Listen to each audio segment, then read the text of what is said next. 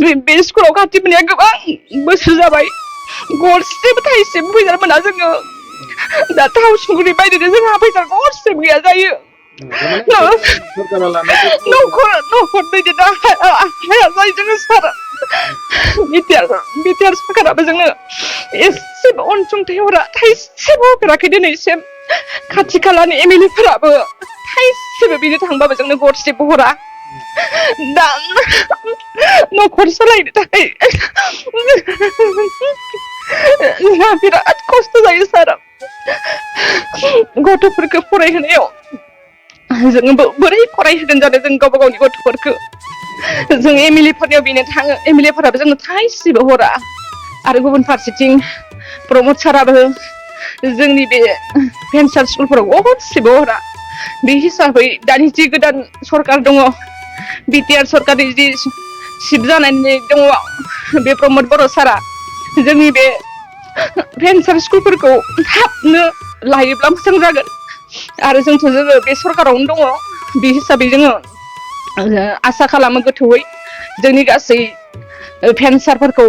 नायब्ला जोंनि जिउआव गोजोननाय मोनगोन आरो बिदिनो बर' स्कुलफोरा मोजाङै थांनानै थानांगौ बेसांखौनो आङो आसा खालामो सार जोंथ' बिराद दुखु खस्थ' जों माबानानै फोरोंफैबाय थायो बिदिनो जोंथ' फोरोंनायाव जेबो खमि खालामा गथ'फोरखौ जों मोजाङै मोजां फोरोंहरबाय थायोआनो जोंनिफ्राय गोबां डिभिजन बारनानै पास जालांनाय दं आरो दा जिहेतु भेन्सार दङ फरायसालिया बेखौ सरकारि खालामनो थाखाय मा खावलायो जों प्रमद सारनाव बेखौनो बुङो जेनेबा निट बेसिसै 6.3 दफायाव दंखायो नालाय दा जेसे हायो थाब लायोबा मोजां आरो 1997 मायथाइयाव बे पारमिसन मोनदों मोनबाय ओमफ्राय रेकगनाइज जादों रेकगनाइज जाबाय माबायदि सालायदों नोंथांमोना बे फरायसालिखौ भेन्सार बे फरायसालिखौ माबानायावथ' गोबां खस्थ' मोनदों जों फोरोंगिरि हिसाबै बयबो न'खरखौ गारै माने बेखौ बे ओनसोलनि फरायसाफोरखौ नायनानै बिथांमोननि हालोदखौ नायनानै जों बेवहाय जिहेथु माने बे फरायसालिखौ गायसनदोंमोन फोरोंनो होननानै गोबां फरायसा दङ बेवहाय गोजानाव थांनो हायो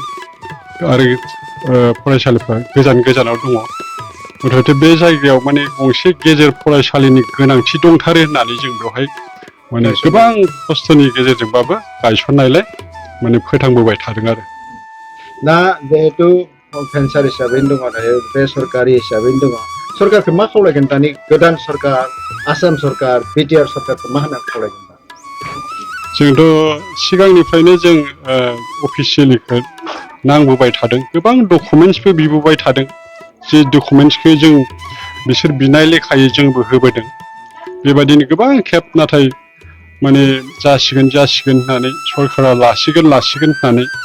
माने बुंबोबाय थादों आरो दिनैसिमबो माने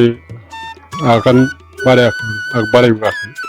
दा मा खावलायगोन जों गोदान सरकारखौ खावलायगोन बेखौनो जे जोंहा बिथांमोननि सायाव फोथायनाय दङ ओंखायनो जों माने आसा खालामदों बे नैबे फैबाय थानाय सम थाबैनो बे 2023 बे बोसोरनि गेजेरावनो माने सरकारफ्रा बे फरायसालिफोरखौ भेन्सार फरायसालिफोरखौ लागोन होननानै जोंहा गोथौयै फोथायनाय दं फारसेथिं बेराफारसेथिंहाय बिटिआर एकर्डनि गेजेरजों 6.3 दफाया दङ जाय भेन्सार फरायसालिफोर दं जाय कलेजफोर दं बेखौ माने सरकारि खालामनांगौ दासिमबो खालामाखै मा बुंनो